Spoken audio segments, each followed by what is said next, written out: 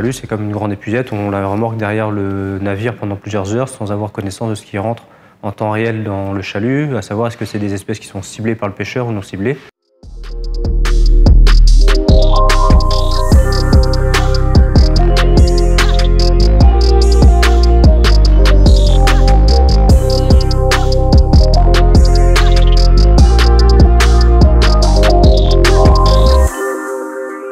Le chalut est équipé d'une caméra qui filme devant l'entrée du chalut et ensuite il y a un micro-ordinateur qui fait une analyse avec une intelligence artificielle et en fonction de s'il y a des espèces ciblées ou non ciblées, il va se mettre en mode pêche ou en mode vol. Donc là par exemple on voit qu'il est en mode vol et là il passe en mode pêche parce qu'il y a des espèces ciblées qui sont détectées et dès lors qu'il n'y a plus d'espèces ciblées, alors il peut repasser en mode vol pour éviter d'avoir un impact sur les fonds marins.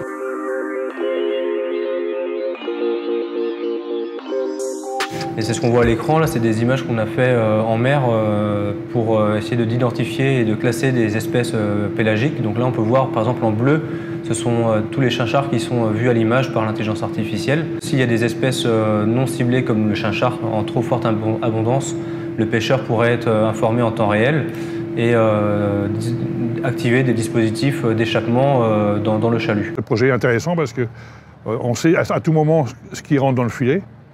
Comme je vous dis, la taille du poisson et l'espèce.